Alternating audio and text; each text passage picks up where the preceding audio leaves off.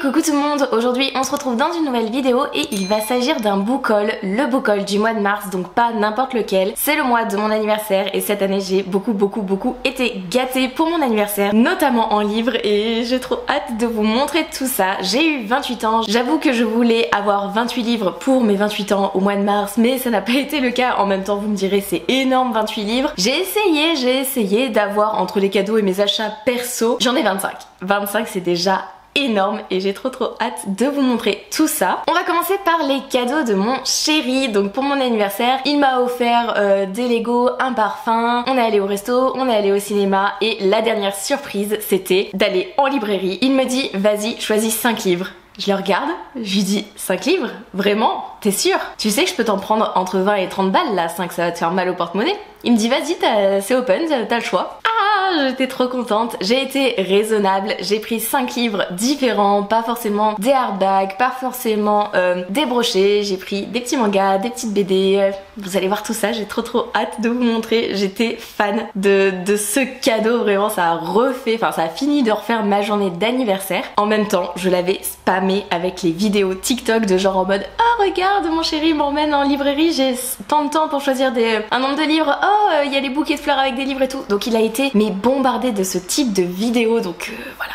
J'avoue que je l'ai travaillé au corps, J'ai choisi La maison sous la maison de Émilie Chazeran, publié chez Sarbacane, et j'adore la couverture. Je voulais un petit jeunesse et tout, j'avoue que les couleurs m'ont beaucoup tenté, je ne l'avais pas vu passer et j'adore le titre, et en même temps vous venez d'en apercevoir, il y a des petites illustrations. Je vais vous lire le résumé. Albertine, 11 ans, est plutôt transparente et fragile, contrairement au reste de sa famille qui déborde de couleurs et de fantaisie. La dernière en date, cette maison étrange dans laquelle sa mère a décidé d'emménager. Une maison de contes pour enfants, fourmillant de mystères de la cave au grenier. Et dans la cave, justement, dans la cave, il y a une porte que seule Albertine a trouvée. Une porte qui mène au sous-monde et ses habitants. Je vous avoue qu'il me tente beaucoup, je vous avoue que ça m'a fait penser à Narnia avec cette histoire de porte, d'ouverture de porte, de découverte d'un nouveau monde. Et vraiment les couleurs, je sais pas, ça m'a attiré, ça m'a tapé à l'œil, la présentation, la mise en page. Voilà, j'avais envie de me tenter, bah voilà, je me suis laissée porter, vraiment. Je suis partie sur des livres, donc j'en avais un en tête, vraiment vous allez comprendre pourquoi, et les autres je me suis laissée vraiment porter et j'ai fouillé, j'ai farfouillé, j'ai lu beaucoup de résumés et tout, et voilà, celui-là a atterri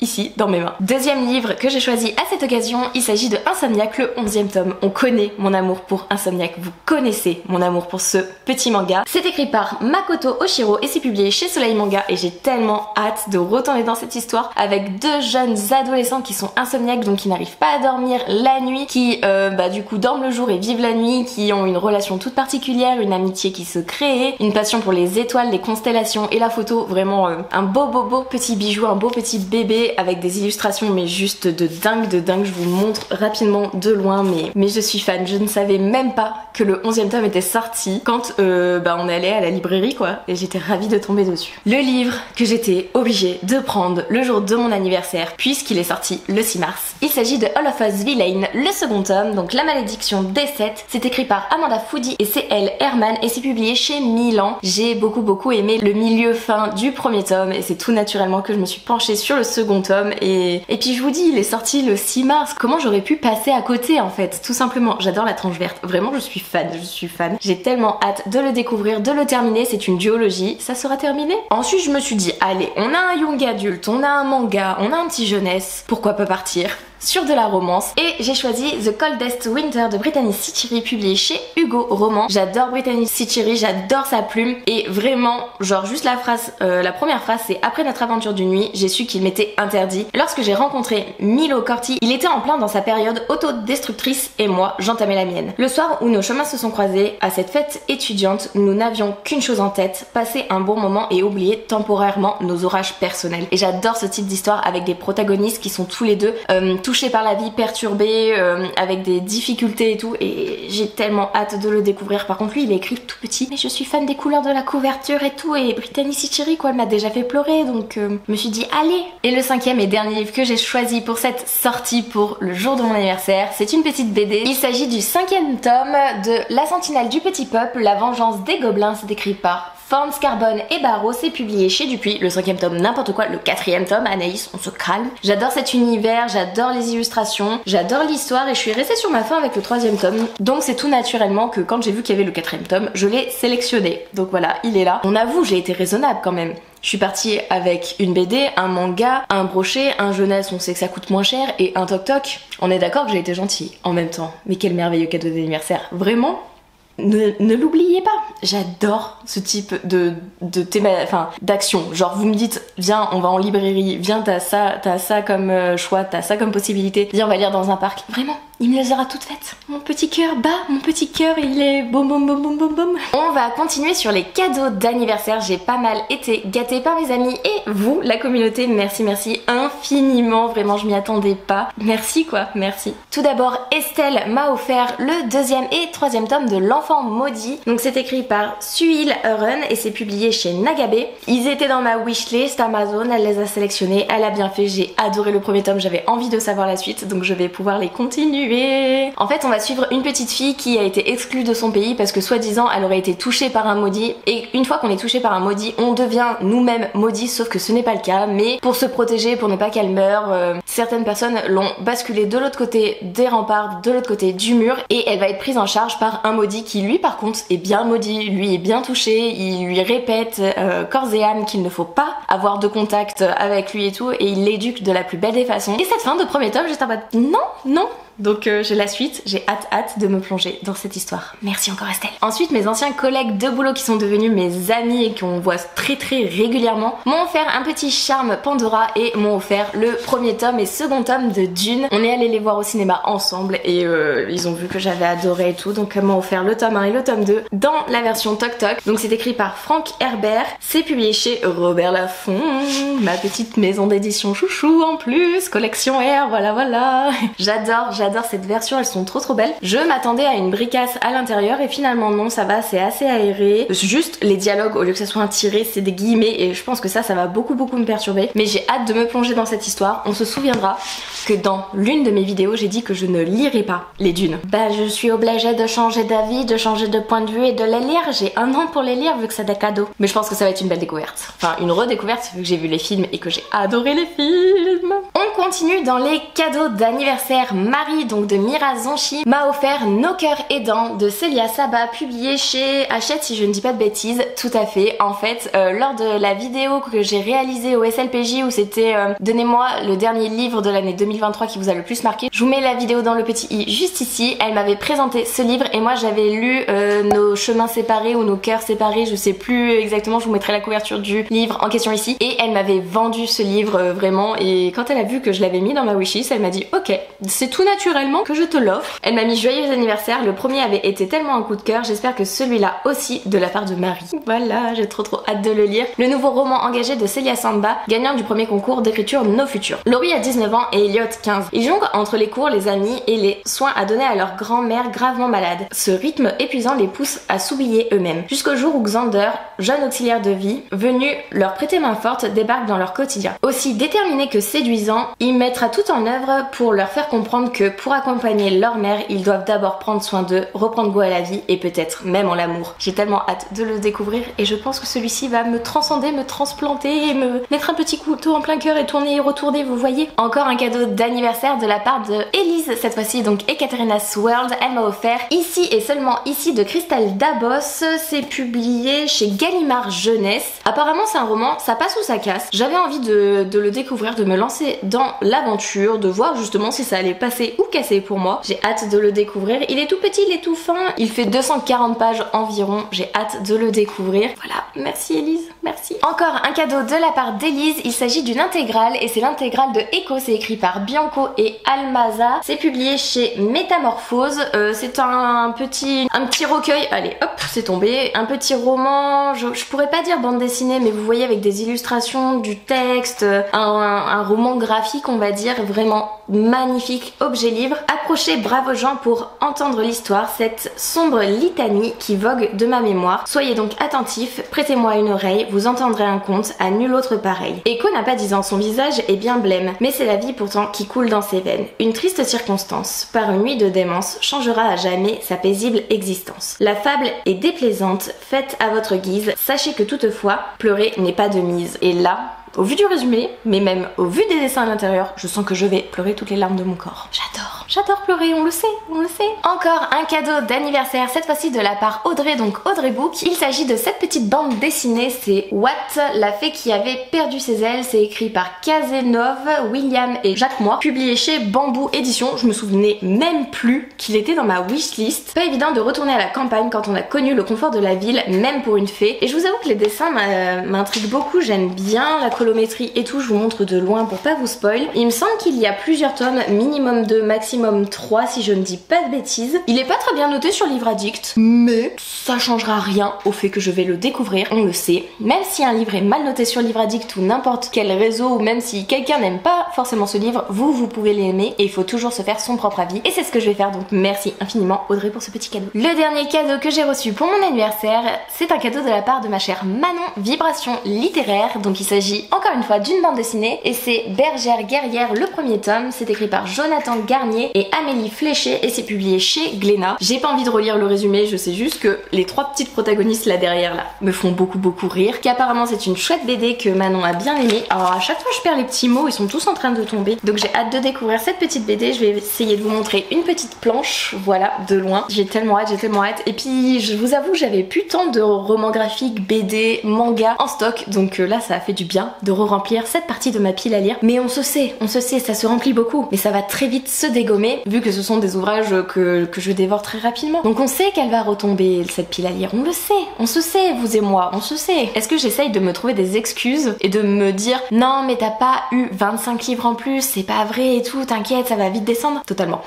Totalement. Voilà, on a fini avec les cadeaux de l'anniversaire. J'ai reçu quand même 14 livres pour mon anniversaire. Donc on voit que on m'a beaucoup gâtée et que j'ai été quand même assez raisonnable de mon côté vu que j'en ai pas acheté tant que ça. Et c'est vrai car le 15e roman que je vais vous présenter, c'est une réception, c'est un service presse que j'ai reçu de la part de la collection R, donc merci à eux. Je le reçois à titre gratuit. Il s'agit de celui-ci, Je t'ai aimé dans une autre vie de David Arnold, donc publié chez la collection R. Je ne lirai pas le résumé, je ne vous ferai pas de résumé, je ne peux pas vous dire de résumé, j'ai envie vraiment de me plonger les yeux fermés dans cette lecture et normalement techniquement on va le lire avec Manon de Vibration littéraire en lecture commune et j'ai tellement hâte de me replonger dans un R et de lire celui-ci avec elle. Merci à eux. Je peux juste vous dire une petite phrase d'accroche que Adam Silvera a écrite, une histoire intemporelle sur 2 adolescents dont l'amour survit à la mort. Et juste cette phrase, on sait que ça va parler de deuil, on sait qu'il va y avoir une histoire d'amour qui va être vraiment genre poignante, touchante, avec ouais un deuil au milieu où tu vas être en mode mais non, les deux vont être fracassés par la vie, vont être tristes mais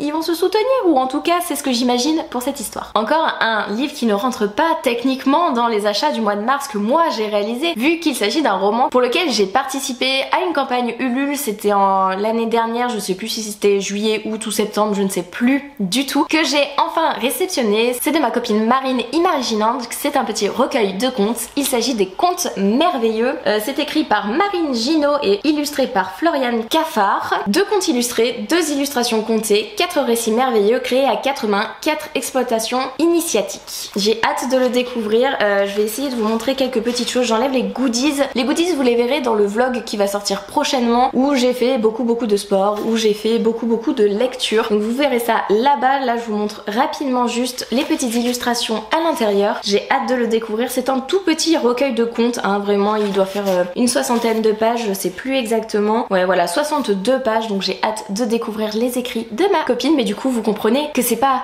un livre que j'ai acheté techniquement au mois de mars, donc il rentre pas dans mes achats dans ce book haul du mois de mars, dans le sens où c'est pas moi qui l'ai acheté là maintenant tout de suite. J'en ai marre de moi-même qui cherche tout le temps des excuses, vraiment. Cette fois-ci on rentre dans le vif du sujet. Oui on était toujours dans le book haul, c'est bien des livres que j'ai réceptionnés pour le mois de mars, mais comme je disais c'était des cadeaux d'anniversaire, des réceptions de service presse ou une campagne Ulule. Là vraiment c'est les achats que moi j'ai réalisés au mois de mars. Il y en a 9, donc techniquement j'étais raisonnable. Techniquement dans les 25 livres qui ont rejoint ma pile à lire, j'en ai acheté que 9. Techniquement on est d'accord que c'est très raisonnable. Vraiment, j'essaye de me trouver toutes les excuses possibles et inimaginables. Lors de mon petit week-end avec les filles, donc Marie de Mirazonchi, Manon de Vibration Littéraire et Marine de Imagine Encre, on est allé à Gilbert Joseph et j'ai acheté ce roman, donc Millepertuis, livre 1, La sorcière sans nombril de Julia Thévenot, et c'est publié chez Gallimard Jeunesse. Terry derrière mes binocles m'en avait beaucoup parlé. Voilà, je lui ai fait confiance. Elle m'avait fait un petit speech, je ne m'en souviens plus, je ne peux plus vous dire de quoi ça parle. J'adore la couverture, elle m'a convaincue. Voilà, il est là, il était d'occasion. À la base il vaut 20 €, je l'ai payé 15. C'est pas une économie négligeable, voyez-vous. Donc elle est là, il est magnifique. Je pense que ce mois-ci j'ai pas mal été influencée par Terry d'ailleurs, hein. Parce que regardez, encore un livre où c'est à cause d'elle que je l'ai. Il s'agit de celui-ci, Les Tribulations d'Esther Parmentier, cadavre haché, vampire fâché, une enquête 100%. C'est écrit par Maëlle Desarts et c'est publié chez Rajo. C'est le livre qu'on doit lire pour le club de lecture du mois d'avril. Je n'y participe pas, mais elle m'a tellement bien convaincue que bah, il est là dans mes mains. Il y a 2 autres tomes, mais on n'est pas obligé de lire la suite apparemment et ça va être une petite histoire avec une petite sorcière qui a des pouvoirs, donc qui peut voir la magie des autres. Elle se dit que son pouvoir ne sert à rien, mais finalement il va servir à beaucoup de choses. C'est une histoire qui est remplie de rire, de joie, de petites blagues, de petites embûches, genre de maladresse et tout, et apparemment c'est très drôle. J'ai hâte de le découvrir. D'ailleurs il est dans ma pile à lire du printemps. Je vais forcément le lire dans les 3 prochains mois et j'ai tellement hâte. Vu comment Terry en a parlé, encore une fois elle vend trop bien des livres. Il faut pas que je traîne tout le temps avec elle parce que sinon vraiment ma pile à lire là qui est déjà monstre sera encore pire avec elle quoi. Encore un roman que j'ai acheté avec les copines Marine et Manon lors du salon Délivrez-vous. Il s'agit de celui-ci, donc c'est Que la mort soit douce de Laetitia Danaé. C'est publié chez Plume Blanche et en fait bah, ça parle de deuil, de mort tout simplement. C'est une duologie, je n'ai plus envie de relire le résumé. Je sais que Manon adore Laetitia Danaé, il y a Audrey aussi, la patte graphique qui adore cette autrice. J'ai mangé avec elle, j'ai lu son résumé, elle m'a vachement donné envie de découvrir ses écrits. Donc voilà, une petite duologie avec une mise en page vraiment chouette et puis j'ai hâte de découvrir cette histoire.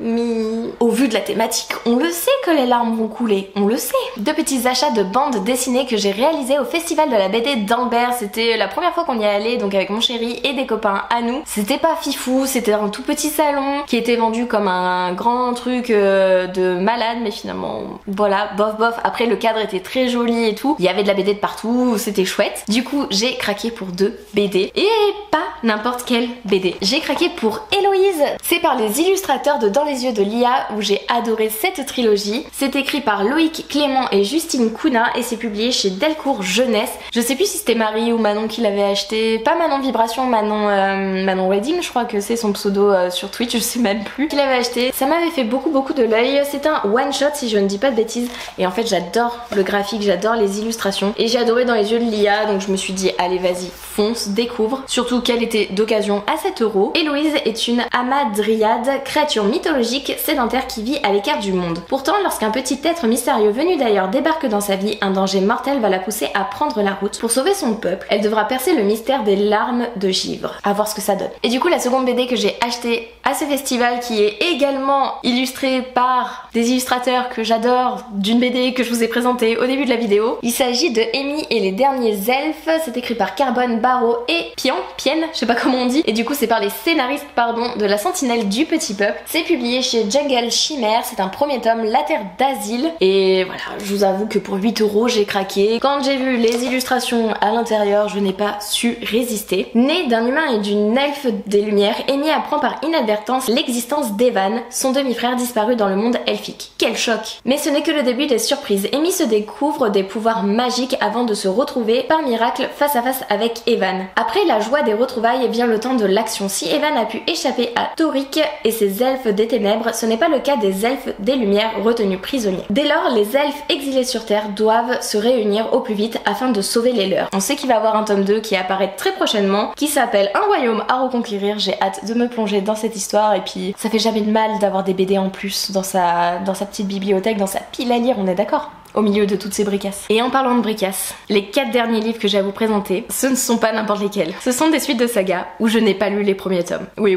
j'ai acheté des suites sans avoir lu les premiers tomes. Vous savez que c'est mon défaut. Vous savez que je suis un vrai pigeon quand il s'agit de hardback. Et ben voilà, les 4 prochains, ce sont des suites de sagas, ce sont 3 tomes 2 et 1 tome 3. On commence par une belle bricasse, The Sun and the Shade, c'est le livre 2, c'est écrit par Piper CJ et c'est publié chez Corrigan. Je ne vous lirai pas le résumé, je ne vous ferai même pas de résumé sur le premier tome. Je sais que c'est une saga en 4 tomes, donc va falloir que je me penche vraiment sur le 1 et le 2 avant de savoir si je continue à acheter la suite en hardback, mais vraiment ce jazz page, cet objet livre est magnifique. Un vrai pigeon, je vous dis, un vrai pigeon, simplement. Purement et simplement. Encore un deuxième tome, pas n'importe quel auteur, vous me direz j'ai toutes ces sagas, même si je ne les ai pas forcément lues, si j'ai lu Illuminae, ça peut un petit peu vous aider. Il s'agit de L'Empire des damnés, donc c'est le second tome de L'Empire du vampire de J. Christophe, publié chez The Saxus, dans sa version hardback, non déblistérée comme on peut le voir, vraiment, genre je l'ai acheté, je l'ai mis en haut dans ma bibliothèque à sa place et c'était tout. Je peux pas vous faire de résumé, je ne sais pas si c'est une duologie ou plus, mais en fait il faut que j'arrête d'acheter du J. Christophe et il faut que je me penche dans ses livres en fait. J'ai adoré Illuminae, j'ai adoré sa plume à l'intérieur de ce roman. J'ai Aurora Squad, j'ai L'Empire du vampire et j'ai Nevernight. Faut juste que je lise en fait du J. Christophe. Vraiment, faut que je m'y penche.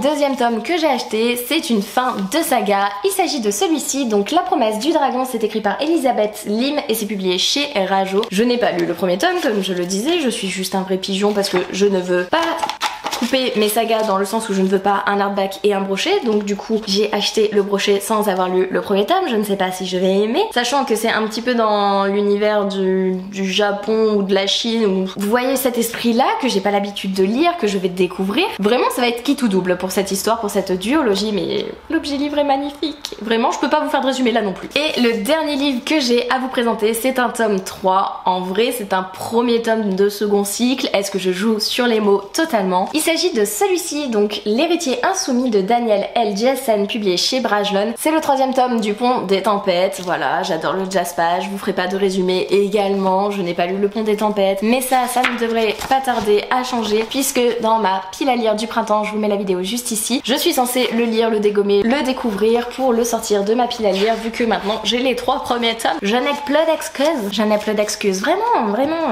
que faire de moi. Voilà, ce book haul est terminé, c'est un book haul monumental. Mes 29 ans, j'en aurais peut-être 29, hein. Mes 30 ans, j'aurais peut-être 30 livres, on sait pas, mais là 25 pour mes 28 ans, c'est déjà énorme. Je suis contente et en même temps je suis en mode mais non, encore 25 livres dans ma pile à lire alors que j'en lis pas, enfin si, j'en suis à plus de 25 depuis le début de l'année, mais l'objectif c'était de déménuer cette pile à lire et je n'y arriverai pas, je n'y arriverai tout simplement pas. Vraiment, comment faire?